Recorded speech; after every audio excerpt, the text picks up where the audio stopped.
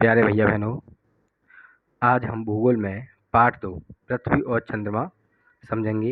इससे पहले हमने पृथ्वी और चंद्रमा के विषय में पिछले चैप्टर में जानकारी प्राप्त की थी, जब हम हमारा सौरमंडल पढ़ रहे थे। ठीक है, तो आज हम यहाँ विस्तृत जानकारी प्राप्त करेंगे पृथ्वी और चंद्रमा के विषय में। देखिए, रात के समय आकाश में दिखाई देने वाले आकाशीय पिंडों में चंद्रमा प्रमुख है। ठीक है, जब हम रात के समय आसमान की तरफ देखते हैं तो चंद्रमा हमको आसानी से दिखाई देता है। ठीक है, अब जो चंद्रमा है, हमने जाना था पिछले चैप्टर में, यह पृथ्वी का एकमात्र प्राकृतिक उपग्रह है। ठीक है, यह सबसे बड़ा और चमकीला दिखाई देता है। हम देखते हैं कि चंद्रमा का आकार बदलता रहता है और पूरा चंद्रमा होने पर इस पर दिखने वाली धब्बे जैसी आकृति हमेशा एक सी बनी रहती है। ऐसा क्यों होता है? अब ये चीज़ हमको यहाँ जाननी है। देखिए, जब हम चंद्रमा को देखते हैं तो वो क्या है, वह अपनी आकृति को बदलता रहता है। ठीक है, दिन प्रतिदिन अपनी आकृति को बदलता रहता है। तो इसमें क्या है, जो हमें धब्बे जैसी आकृति है वह एक जैसी रहती है ना। उसके संबंध में आपने अपनी दादी या और भी बड़े बुजुर्ग हैं उनके संबंध में आपने कुछ किंवदंतियाँ भी सुनी होंगी, कुछ कहानियाँ भी सुनी होंगी, लेकिन यहाँ उसका जो कारण है कुछ अलग है। ठीक है, तो उसको देखेंगे।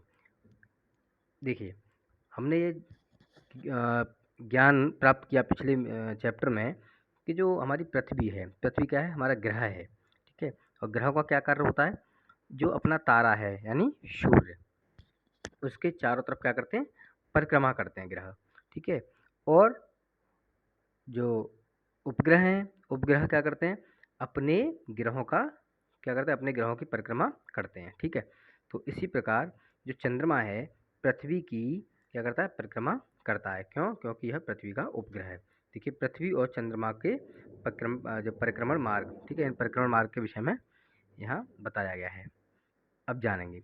देखिए, चंद्रमा हमारी पृथ्वी का एकमात्र प्राकृतिक उपग्रह है। ठीक है, जिस प्रकार पृथ्वी अपनी धुरी पर घूमते हुए सूर्य की परिक्रमा करती है, उसी प्रकार चंद्रमा भी अपनी धुरी पर घूमते हुए पृथ्वी की परिक्रमा करता है। ठीक है, इसके साथ साथ चंद्रमा सूर्य की भी परिक्रमा करता रहता है और रात के आकाश में सबसे तेज चमकने वाले चंद्रमा का अपना कोई प्रकाश नहीं होता। ठीक है, क्या है, जो चंद्रमा है इसका कोई अपना प्रकाश नहीं है, जबकि यह फिर प्रकाश कहाँ से लाता है, यह सूर्य के प्रकाश से प्रकाशित होता है। ठीक है, यह सूर्य के प्रकाश को परावर्तित करता है। चलिए, जो हमारी पृथ्वी पर लगभग 1.25 सेकंड में पहुंचता है। ठीक है, इस प्रकाश को हम क्या बोलते हैं, चांदनी कहते हैं, बोलते हैं ना, मूनलाइट। ठीक है, अंतरिक्ष से लिया गया चंद्रमा का चित्र। देखिए, अंतरिक्ष से चंद्रमा का चित्र लिया गया। जो अंतरिक्ष में सैटेलाइट्स होती हैं उनके माध्यम से क्या है, जो ग्रह उपग्रह हैं उनकी स्थिति का जो है चित्रों के माध्यम से पता लगाया जा सकता है। चंद्रमा पृथ्वी से लगभग, ठीक है, 3,84,000 किलोमीटर की दूरी पर है। इसका व्यास पृथ्वी के व्यास का 1/4 है। जो इसका व्यास है पृथ्वी का क्या है, 1/4 है, 1/4 है। पृथ्वी के अधिक निकट होने के कारण रात के आकाश में यह सबसे बड़ा और चमकीला दिखाई देता है। क्यों? क्योंकि यह पृथ्वी के क्या है, सबसे निकट है। चंद्रमा पर गुरुत्वाकर्षण बल पृथ्वी की तुलना में 6वां भाग है। ठीक है, आगे देखिए। आप पृथ्वी पर जहाँ खड़े हैं वहाँ से एक छलांग लगाइए। जितनी ऊंची छलांग आपने एक बार में लगाई है, उसकी 6 गुना ऊंची छलांग आप चंद्रमा पर एक बार में लगा सकते हैं। ठीक है, तो यह कहने का मतलब यह है कि जब आप पृथ्वी पर जहाँ खड़े रहते हैं वहाँ से अगर आप एक छलांग लगाएंगे, जितनी ऊंची छलांग आपने एक बार में यहाँ लगाई है, तो उसकी 6 गुना ऊंची छलांग आप चंद्रमा पर लगा सकते हैं। ठीक है, तो ये समझने वाली बात है। क्यों? क्योंकि पृथ्वी की तुलना में जो चंद्रमा पर गुरुत्वाकर्षण बल के है, पृथ्वी की तुलना में 6वां भाग है। चंद्रमा की गतियाँ देखेंगे। जो चंद्रमा की गतियाँ हैं, किस प्रकार की गतियाँ हैं। चंद्रमा अपने अक्ष पर घूमते हुए 27 दिन में 7 घंटे, ठीक है, 27 दिन 7 घंटे और 43 मिनट में पृथ्वी का एक चक्कर पूरा करता है। ठीक है, जो चंद्रमा है अपने अक्ष पर घूमता हुआ 27 दिन 7 घंटे और 43 मिनट में पृथ्वी का एक चक्कर पूरा करता है।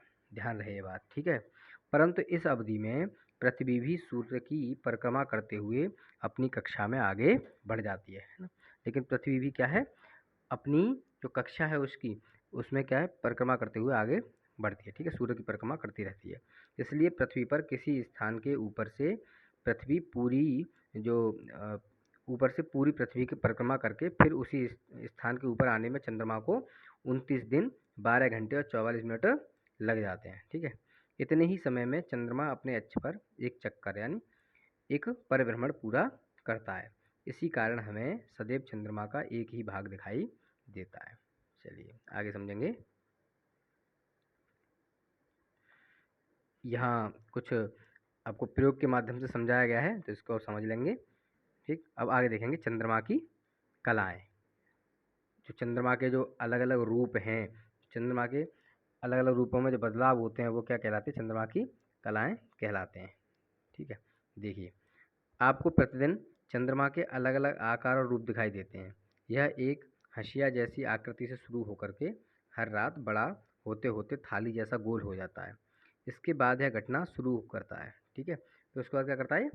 उसके जो रूप में क्या है, फिर घटाव शुरू हो जाता है, फिर कम होने लगता है और घटते घटते बिल्कुल छिप जाता है। इसके बाद यह फिर बढ़ना शुरू करता है और यह क्रम चलता रहता है।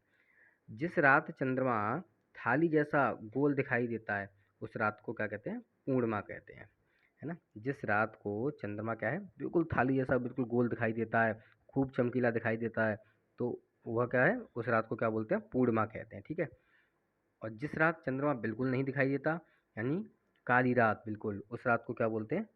अमावस्या बोलते हैं। वह रात क्या कहलाती है? अमावस्या कहलाती है। ठीक है, एक महीने में एक बार पूर्णिमा और एक बार अमावस्या होती है और चंद्रमा के आकार में प्रतिदिन आने वाले इस बदलाव को हम चंद्रमा की कलाएं कहते हैं।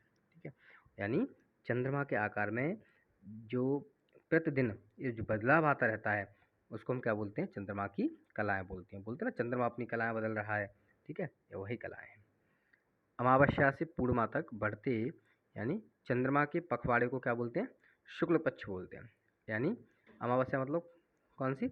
जो अंधेरी रात थी बिल्कुल। ठीक है, अमावस्या से पूर्णिमा तक बढ़ते चंद्रमा के पखवाड़े को क्या बोलते हैं? शुक्ल पक्ष बोलते हैं। पखवाड़ा मतलब 15 दिन, है ना, उसको क्या बोलते हैं? शुक्ल पक्ष बोला जाता है। दो प्रकार के पक्ष आपने सुने होंगे, शुक्ल पक्ष और कृष्ण पक्ष। फिर उसके बाद पूर्णिमा से अमावस्या तक यानी घटता चंद्रमा, पूर्णिमा से फिर क्या है? चंद्रमा का रूप घटता चला जाता है, तो इस घटते चंद्रमा के पखवाड़े को क्या बोलते हैं? कृष्ण पक्ष बोला जाता है। ठीक है, चलिए आगे देखेंगे। पृथ्वी के घूमने के कारण एक पूर्णिमा से दूसरी पूर्णिमा तक अपनी कलाओं को पूरा करने में चंद्रमा को 29 दिन 12 घंटे 44 मिनट लगते हैं। ठीक, इस अवधि को क्या बोलते हैं? चंद्रमास बोलते हैं। ध्यान रहे, तो यह अवधि जो इस समय है 29 दिन 12 घंटे 44 मिनट, यह क्या कहलाता है? चंद्रमास कहलाता है। ठीक, अब देखिए चंद्रमा की कला किस प्रकार बदल रही है, चित्र के माध्यम से आप देख सकते हैं। ठीक है, चलिए देखो यहाँ ये आपको दिखाई दे रहा होगा ऊपर,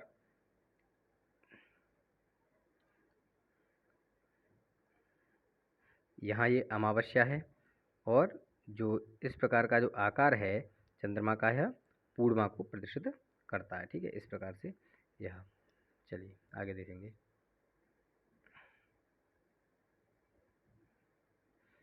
ये आपको करने के लिए दिया है, अपनी अभ्यास पुस्तिका में स्वयं द्वारा विभिन्न रातों में देखे गए चंद्रमा के आकार के चित्र बनाइए। ठीक, तो प्यारे भैया बहनों, आज आप इतना ही समझेंगे। आगे की वीडियो में आपको आगे समझाया जाएगा। धन्यवाद।